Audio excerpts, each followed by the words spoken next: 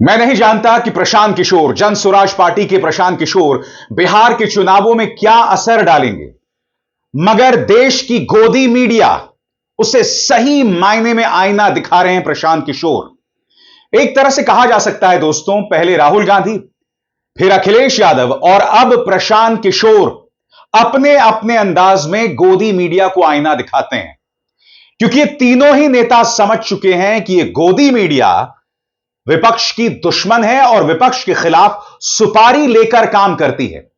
और आज एक बार फिर मैं प्रमाणित करने जा रहा हूं, इस बार पीके के संदर्भ में। और बात यहां नहीं रुकती है दोस्तों, यह वो गोदी मीडिया है जिसकी अगर मैं मिसाल दूं तो आपने वो कहानी सुनी होगी, एक राक्षस जिसकी जान तोते में थी। आज गोदी मीडिया का किरदार भी लगभग वैसा ही है, यानी कि जिस तरह से राक्षस की जान तोते में थी, उसी तरह से भारतीय जनता पार्टी की जान, सही समझे आप। और मैं ऐसा क्यों कह रहा हूं दोस्तों, मैं आपके सामने एबीपी न्यूज के दो क्लिप्स दिखाना चाहता हूं। दोनों में एक ही रिपोर्टर है। और याद कीजिएगा दोस्तों, कल ही मैंने एक शो किया था जिसमें मैंने आपको बताया था किस तरह से गोदी मीडिया की दो एंकर्स, एक एबीपी न्यूज और दूसरी टाइम्स नाउ नव भारत को आईना दिखाया था प्रशांत किशोर ने। अब मैं आपको बताने वाला हूं, प्रमाणित करने वाला हूं कि गोदी मीडिया के एंकर्स किस तरह से भारतीय जनता पार्टी की सुपारी लेकर विपक्ष पर निशाना साधते हैं। प्रशांत किशोर का यह क्लिप वायरल हो रहा है जिसमें वो एक इंटरव्यू छोड़कर चले जाते हैं, क्योंकि यहां पर गोदी मीडिया की एंकर उनसे पूछती हैं कि आपकी पढ़ाई लिखाई कहां तक है।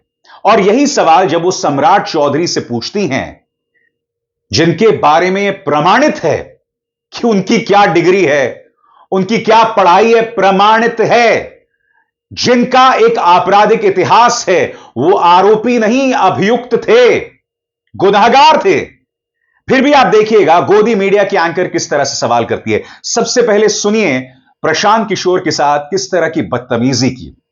और यहां पर आप देखिएगा वो प्रशांत किशोर को प्रशांत यार कहती हैं। क्या इनकी हिम्मत है कि सम्राट चौधरी से ऐसे बात करें? सबसे पहले सुनिए प्रशांत किशोर से किस तरह से बात कर रही हैं। सम्राट चौधरी को आपने बोला पता नहीं ये कहां से लेकर आए हैं अपनी डिग्री, कैलिफोर्निया या यूएस मैंने बोला से डिग्री लेकर आए हैं। मैंने बोला हाँ, आपने आप तो बहुत रिसर्च करती है ना। नहीं मेरे सुन तो लो मेरी बात। अब मैं क्यों आप पर, आप सुनिए ना, आपने बोला कि इनको पता भी है 10th फेल है, नहीं किया है। आपने बोला कि 10वीं 12वीं कब किया, जरा वो बता दो। हाँ, नहीं पता है। ठीक है, आपने आपको पता चल गया तो बता दीजिए। आप 9वीं फेल भी बोलते हैं, आप हाँ, 10वीं तो बोलते हैं ना। बोलते तो प्रशांत, मैं अब ये आपसे पूछना चाहती हूँ, थोड़ा सा रिकॉर्ड स्ट्रेट करें इस बारे में। नहीं एक मिनट रुक जाइए, एक मिनट रुक जाइए। बताइए। आपने सम्राट चौधरी से क्या ये पूछा कि वो 10th पास हैं कि नहीं? बिल्कुल पूछा, वो इंटरव्यू ऑन एयर भी हो गया। एक मिनट रुक जाइए, मैंने उनसे पूछा, उन्होंने बता दिया। हाँ, उन्होंने तो आपके ऊपर आरोप लगाए। नहीं, मैं जो कह रहा हूँ उन्होंने 10th कब पास किया आप बता दीजिए। उन्होंने आपके ऊपर मैं जो पूछ रहा हूँ वो बताइए ना आप। वो 10th पास है, वही तो बोल सकती हूँ ना, मैं तो नहीं बता सकती हूँ। तो आप बता दीजिए कि मैंने तो उनसे पूछा कि प्रशांत आपके आरोप हैं ये सारे, क्या बताइए। मैंने उन पर ये गलत आरोप लगाया है कि वो 10th पास उन्होंने कब क्या ये किसी अच्छा, को नहीं मेरा पता सवाल सुन लीजिए, एक मिनट रुकिए, मेरा एक मिनट रुकिए। नहीं मैं इंटॉलरेंट नहीं आप अपने हिसाब से नहीं चला सकते हैं ना। अब मैं आपको यही वीरांगना, यही इंटरव्यूअर जब सम्राट चौधरी से बात करती हैं तो आप देखिएगा कि मुझ पर गुस्सा मत होना, मैं ये सवाल पूछ रही हूं क्योंकि प्रशांत किशोर ने सवाल पूछा है।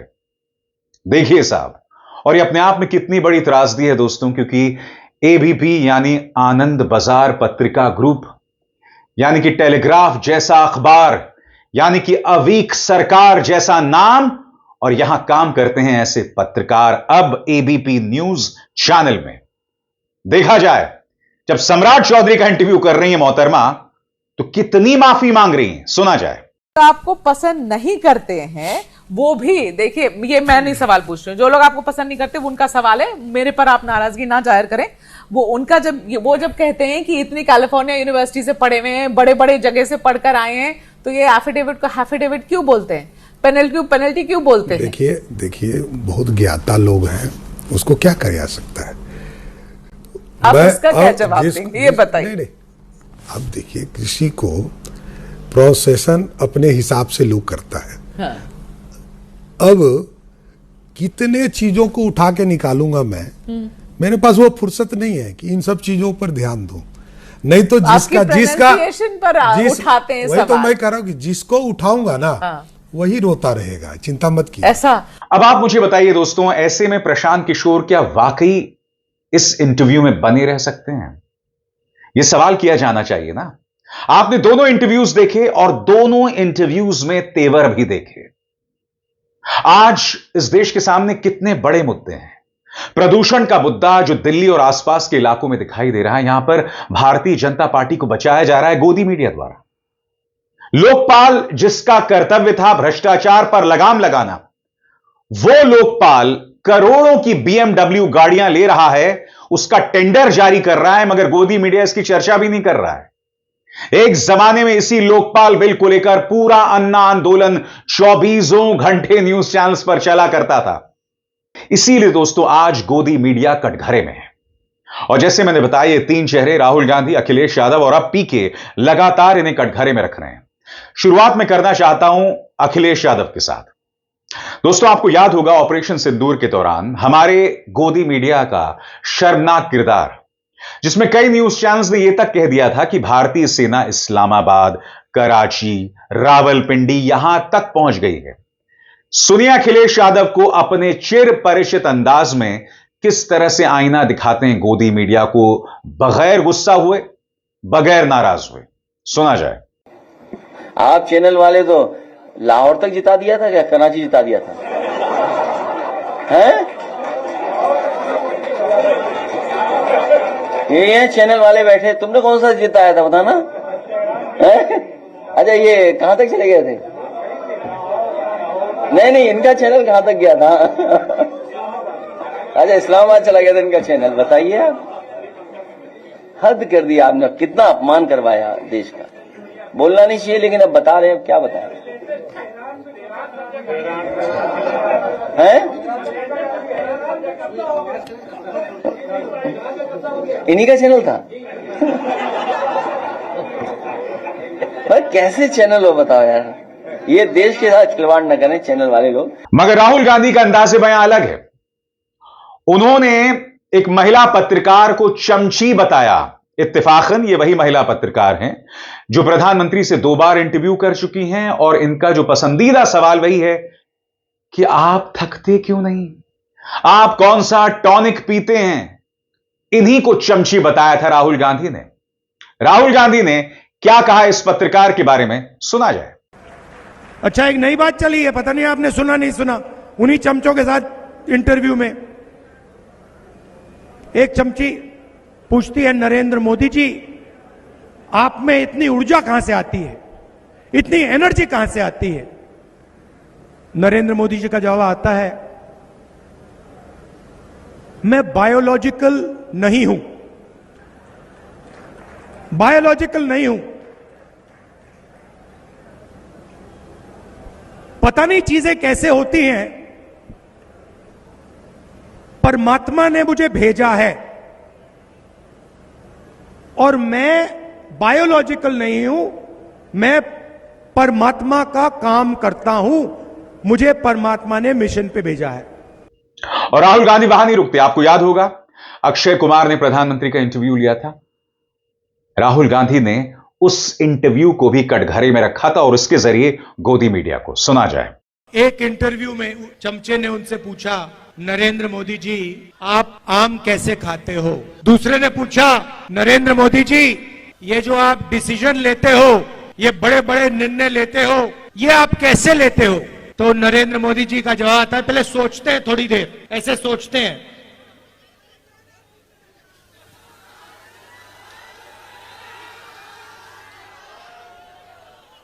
थोड़ा टाइम लगता है और फिर कहते हैं ये जो निर्णय होते हैं इनको मैं नहीं लेता, ये परमात्मा लेता है, मुझे परमात्मा ने ऊपर से भेजा है, मैं बायोलॉजिकल नहीं हूं, मैं परमात्मा का मैसेंजर हूं, उनका काम करने आया हूं।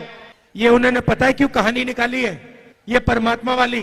क्योंकि चुनाव के बाद जब वही ईडी के लोग नरेंद्र मोदी से अदानी जी के बारे में पूछेंगे तो नरेंद्र मोदी कहेंगे मैं नहीं जानता, परमात्मा ने कहा था। और जहां तक अखिलेश यादव की बात है, अखिलेश यादव का अंदाजे बयां बिल्कुल जुदा है। वो गुस्सा नहीं होते, वो बहुत ही सहज अंदाज में हल्के फुल्के अंदाज में गोदी मीडिया की क्लास ले लेते हैं। मसलन किसी ने उनसे सवाल पूछा मुख्यमंत्री आदित्यनाथ पर बनी एक फिल्म अजेय पर, और उसमें पूछा कि वो फिल्म जो है उसे कई जगह प्रॉब्लम्स का सामना करना पड़ रहा है, उस बारे में आपका क्या कहना है। इसके जवाब में अखिलेश यादव कहते हैं कि हमने तो मुख्यमंत्री आदित्यनाथ की फिल्म एएनआई पर देख लिया था। अब समझिए ऐसा अखिलेश क्यों कह रहे हैं, क्योंकि आपको याद होगा दोस्तों, एएनआई एक बार उनसे इंटरव्यू कर रहा था और इंटरव्यू शुरू नहीं हो पा रहा था और मुख्यमंत्री आदित्यनाथ इतना नाराज हुए कि उनके मुंह से चू शब्द निकल गया। अब चू से क्या है आप खुद समझ जाइए। सबसे पहले सुनिए अखिलेश यादव क्या कह रहे हैं, उसके बाद अखिलेश यादव ने किस मुद्दे पर ताना दिया था, सुना जाए। कई फिल्में आती हैं, कोई देखने नहीं जाता उनको। जब उन्हें हम लोग ऐसी देखते हैं तो क्या फिल्म देखेंगे जाके? अच्छा, उनके डायलॉग अगर सुनना है तो एएनआई कहां है? तो क्या डायलॉग सुनना है उनका? तो उनके डायलॉग तो हम लोगों ने सुने ही है सब। और अखिलेश किस मुद्दे पर ताना दे रहे थे वो भी सुनिए। मुख्यमंत्री आदित्यनाथ का वो ऐतिहासिक इंटरव्यू जहां उन्होंने चू शब्द का इस्तेमाल किया था, मगर प्रदेश की जनता की कान में जूं तक नहीं रेंगी कि एक धार्मिक व्यक्ति, एक राज्य का मुख्यमंत्री इस तरह की शब्दावली का इस्तेमाल कर रहा है। देखिए, कोरोना वैक्सीन मुफ्त में उपलब्ध कराने के लिए आदरणीय प्रधानमंत्री जी का, केंद्रीय स्वास्थ्य मंत्रालय का हृदय से आभार व्यक्त करता हूं। देश के वैज्ञानिकों का अभिनंदन करता हूं। क्या करते हो अच्युत, क्या करते हो अच्युत, क्या करते हो अच्युत। और अखिलेश यहां नहीं रुकते। आपको याद होगा एक महिला पत्रकार को एक बार उन्होंने कहा था कि आप तो बहुत ही ईमानदार पत्रकार हैं। वो बुरी तरह से बौखला नहीं। एक और इंटरव्यू में उन्होंने उन्हें आईना दिखाया था कि यूट्यूब पर जो पत्रकार हैं, जो सत्ता से सवाल करते हैं, उनसे कुछ सीखिए। और वहां पर भी मोहतरमा बौखला गई थी। इत्तेफाकन ये वही मोहतरमा है जिनके खिलाफ लखनऊ की एक अदालत ने मुकदमा दर्ज करने का आदेश दिया था, क्योंकि आपको याद होगा स्वाधीनता दिवस की पूर्व संध्या पर इन्होंने जहरीला कार्यक्रम किया था जिसमें कहा था कि बंटवारे के समय इतने लाख मुसलमान चले गए मगर इतने लाख रह गए, इतने करोड़ रह गए। यानी कि स्वतंत्रता संग्राम को भी ये लोग हिंदू मुस्लिम की निगाह से देखते हैं। अब देखिए अखिलेश यादव ने पापा की परी की किस तरह से क्लास लगाई थी। वो दोनों को ही खराब लगा सर। यूट्यूब पर लोग तरह तरह की बातें करते हैं, लेकिन क्रेडिबिलिटी के मामले में मेरा मतलब था कि क्रेडिबिलिटी की जब बात आती है तो आपको भी लगता है कि आज तक के मंच से मैं बोलूंगा तो ज्यादा लोगों तक हो सकता है मेरे से सहमत ना हो लोग, लेकिन यूट्यूबर्स और यूट्यूब चैनल्स पे लोग ज्यादा भरोसा कर रहे हैं। वो सोचते हैं ज्यादा सच्ची और ईमानदारी के साथ खबरें हैं, क्योंकि वो सब्सक्रिप्शन पे चलता है। लेकिन यहां पर तो पॉलिटिकल पार्टी या सरकार के डोनेशन पे भी चलते हैं चैनल्स। आज विपक्ष की नाराजगी जायज है दोस्तों, और राहुल गांधी ऐसा कई बार कह चुके हैं कि ये जो मीडिया सामने खड़ा हुआ है ये आपका मीडिया नहीं है, ये अंबानी और अडानी का मीडिया है जो भारतीय जनता पार्टी की सेवा करते हैं। और वाजिब बात कही राहुल गांधी ने, और ये आज मैं और प्रमाणित करने वाला हूं, सुना जाए। ये मीडिया कैमरा लिए घूम रहा है, ये आपका मीडिया थोड़ी है, ये अदानी अंबानी का मीडिया है।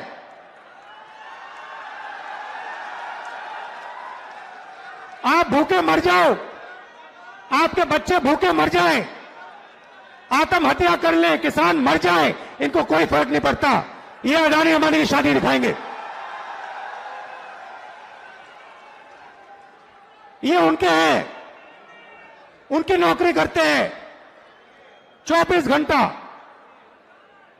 हिंदुस्तान के किसान की बात नहीं करेंगे, मजदूर की बात नहीं करेंगे, बेरोजगार युवाओं की बात नहीं करेंगे, अदानी अंबानी की शादी की बात करेंगे, अफगानिस्तान की बात होगी, पाकिस्तान की बात होगी, मगर हिंदुस्तान की बात, किसानों की बात, मजदूरों की बात ये नहीं करेंगे। और आपके हर एक के घर में घुसे हुए है, सब बेरोजगार है हिंदुस्तान में, और कोई रास्ता नहीं भैया टीवी देखो 24 घंटा, तो देखना ही पड़ेगा। जो ये कहेंगे देखना ही पड़ेगा। डराने में लगे हिंदुस्तान को। कि देखो देखो अफगानिस्तान में क्या हो रहा है, देखो देखो उधर क्या हो रहा है। अरे हमें यह भी बता दो हिंदुस्तान में क्या हो रहा है। राहुल ऐसा क्यों कह रहे हैं दोस्तों? क्योंकि हमारे सामने एक बहुत बड़ी खबर है लोकपाल की। लोकपाल जो पिछले 11 सालों से वजूद में है, लोकपाल को लेकर आंदोलन हुआ था, उसी पर सवार होकर भारतीय जनता पार्टी सत्ता में आई थी। मगर पिछले 11 सालों से लोकपाल इज चिलिंग, कोई काम नहीं कर रहा है। मगर हां, यह टेंडर जारी किया जाता है जिसमें वो कहते हैं कि हमें 5 BMW गाड़ी चाहिए, जिसकी कीमत करोड़ों में है, कम से कम 5 करोड़ है। इसीलिए आज कांग्रेस कह रही है कि ये लोकपाल नहीं, ये शोकपाल है। और मजाल है कि कोई भी गोदी मीडिया इस पर डिबेट करे। सुनिए जयराम रमेश किस तरह से कटघरे में रख रहे हैं लोकपाल को। ये लोकपाल लोकपाल नहीं रहा, ये तो शौकपाल हो गया। शौकपाल और शौकपाल दोनों हो गया। 2012-13 में जो Anna Hazare, Arvind Kejriwal, India against corruption, RSS ने मनमोहन सिंह जी की सरकार के खिलाफ जो प्रचार किया था, लोकपाल चाहते हैं, लोकपाल होना जरूरी है, लोकपाल के बिना हमारा भविष्य सुरक्षित नहीं रहेगा, लोकपाल लोकपाल लोकपाल का मंत्र जप रहे थे। अनशन में गए अन्ना हजारे, अरविंद केजरीवाल, सभी आरएसएस का प्रचार था। आरएसएस इसके पीछे सूत्रधार थे, बीजेपी में शामिल हुई थी। और आज वो लोकपाल देखिए क्या कर रहा है, 7 BMW खरीदने का टेंडर निकाला है। ये क्या है, मुझे समझ में नहीं आता इन्होंने किया क्यों। और हम लोग सब जानते हैं कि लोकपाल में कौन लोग नियुक्त हुए हैं, जो प्रधानमंत्री और गृहमंत्री चाहते हैं, उन्हीं के चहीते लोग को नियुक्त किया गया है। तो ये तो लोकपाल तो शौकपाल है। मैं आपसे एक सवाल पूछना चाहता हूं। अहम मुद्दों पर सवाल नहीं करना, अनर्गल मुद्दों पर बहस करना, समाज को बांटना काटना, यही काम तो गोदी मीडिया का रह गया है। मैं आपको एक छोटी सी मिसाल देता हूं और फिर मैं आपको आगे बताऊंगा कि किस तरह से इन्हें पॉल्यूशन पर बहस करनी चाहिए, भाजपा को कटघरे में रखना चाहिए, मगर ये लोग नहीं रख रहे हैं। मैं आपको एक छोटा सा क्लिप दिखाता हूं। यहां एक गोदी एंकर धीरेन्द्र शास्त्री का इंटरव्यू कर रहा है और बेवजह धीरेन्द्र शास्त्री से बुलवाने की कोशिश कर रहा है कि यह ताजमहल है या तेजो महालय है। आप देखिएगा, धीरेन्द्र शास्त्री जो अमूमन बहुत ही वाहियात बातें करते हैं, यहां पर बहुत समझदारी वाली बातें कर रहे हैं कि इस वक्त हमारे पास कोई प्रमाण नहीं है, मगर गोदी एंकर लगा हुआ है कि किसी तरह से वो उसे तेजो महालय बता दें, और उसे उन्होंने हिंदू राष्ट्र से भी जोड़ दिया। मजाक नहीं दोस्तों, खुद देखिए ये गोदी मीडिया क्या कर रहा है। ताजमहल को आप तेजो महालय बोलेंगे, या फिर आपकी नजर में ताजमहल क्या है, तेजो महल है? हमने अभी इस पर बहुत ज़्यादा विचार नहीं किया कि वो तेजो महल या ताजमहल। अभी तक तो पढ़ा है कि ताजमहल ताजमहल। कोई रिसर्च करेंगे, हमको कोई ऐसे तथ्य मिलेंगे नहीं। तो हम अपनी कई आधार दिए जाते हैं। कई सनातन के प्रमुख चेहरे जो हैं, प्रखर चेहरे, वो कहते हैं वो तो महादेव का। हम जब तक तथ्य नहीं मिलेगा, कोई सबूत नहीं मिलेगा ऐसा, तब तक हम इस बात पे अपनी बात नहीं। और हिंदू राष्ट्र बना देंगे और सबूत आपके पास आया, कुछ ऐसे डॉक्यूमेंट्स आए, तब फिर क्या करेंगे? तो कानूनी प्रक्रिया, इस देश में संविधान है, इस देश में लॉ है, इस देश में न्यायपालिका है। जब न्याय की प्रणाली के आधार पर राम मंदिर बन सकता है, तो अगर तथ्य सही होंगे, सबूत होंगे, तो ताजमहल शिव मंदिर भी हो जाएगा। और असल मुद्दों पर डिबेट नहीं करेंगे। दोस्तों, कांग्रेस के नेता पवन खेरा ने यह ट्वीट किया है, मगर उससे पहले उन्होंने 3 तस्वीरें पेश की हैं। एक एक करके वो तस्वीरें देखिए। सबसे पहले इस तस्वीर में जहां प्रधानमंत्री नरेंद्र मोदी को रेखा गुप्ता के साथ दिख रहे हैं। अब दूसरी तस्वीर जहां प्रधानमंत्री के साथ में फिलिप्स का एयर प्यूरिफायर दिखाई दे रहा है। और तीसरी तस्वीर जिसमें बताया जा रहा है कि इसकी कीमत करीब 14,000 रुपए है। यह है फिलिप्स का AC1295 nano protect S3 activated carbon with series 1000I air purifier. और यहां पर पवन खेरा ने कहा है, गौर फरमाएं, नरेंद्र मोदी खुद 14,000 के एयर प्यूरिफायर के सहारे बैठे हैं, परंतु जिनके पास साफ हवा खरीदने के लिए पैसे नहीं हैं, वे कैसे जिएंगे? मोदी हैं तो सांस लेना भी नामुमकिन है। और आज दिल्ली की मुख्यमंत्री सामने आती हैं और कहती हैं कि दिल्ली में जो दिवाली के सेलिब्रेशंस हुए, इतना ज्यादा पॉल्यूशन नहीं हुआ, इतना ज्यादा प्रदूषण नहीं हुआ। प्रधानमंत्री नरेंद्र मोदी खुद एयर प्यूरिफायर के सहारे चल रहे हैं। आम आदमी पार्टी के नेता सौरभ भारद्वाज ने एक दस्तावेज पेश किया है जिसमें वो दावा कर रहे हैं कि दिल्ली सरकार करीब 15 एयर प्यूरिफायर्स ले रही है जिसकी कीमत है 5,45,175। यहां पर सौरभ भारद्वाज पूछ रहे हैं जो सवाल कायदे से गोदी मीडिया को पूछना चाहिए था कि दिल्ली में बीजेपी सरकार के मंत्रालयों में कमरों के लिए एयर प्यूरिफायर लगवा रहे हैं। सीधा सवाल दोस्तों, जब सौरभ भारद्वाज इस दस्तावेज के साथ यह सवाल कर सकते हैं तो गोदी मीडिया सवाल क्यों नहीं कर रहा है?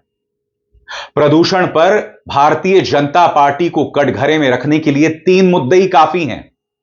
पहला मुद्दा, प्रधानमंत्री नरेंद्र मोदी की यह तस्वीर जिसमें वो खुद एयर प्यूरिफायर के सहारे हैं। दूसरा, दिल्ली सरकार 15 एयर प्यूरिफायर्स खरीद रही है। अरे भाई, इतनी साफ हवा है तो इसकी क्या जरूरत है? और तीसरा मुद्दा, याद कीजिएगा जब प्रदूषण पर सवाल पूछा जा रहा था मनजिंदर सिरसा से तो वो मुद्दे को हिंदू मुस्लिम कर रहे थे, और जबकि एक और मंत्री दिल्ली की जनता पर दोष मढ़ रहे थे कि इन्होंने सुप्रीम कोर्ट की नहीं सुनी। कितने मुद्दे हैं जहां प्रदूषण के मुद्दे पर आप घेर सकते थे। सबसे बड़ी बात, प्रदूषण के मुद्दे पर सीपीसीबी जो पॉल्यूशन कंट्रोल बोर्ड है उसके आंकड़ों में जो हेराफेरी हो रही थी, हेराफेरी हुई है साहब। कई स्टेशंस ने आंकड़े तक जारी नहीं किए, आंकड़े जारी करने बंद कर दिए जब प्रदूषण बढ़ रहा था। यह सब ऑन रिकॉर्ड है, मगर साहब मजाल है कोई गोदी मीडिया इस पर डिबेट करे। गोदी मीडिया का सिर्फ एक ही काम है, पीके पर निशाना साधना, अखिलेश यादव पर निशाना साधना, तेजस्वी पर निशाना साधना और राहुल गांधी पर निशाना साधना। यह गोदी मीडिया एक अपराधी है, दैट्स इट, और इसके अलावा कुछ नहीं। अभिसार शर्मा को दीजिए इजाजत। नमस्कार।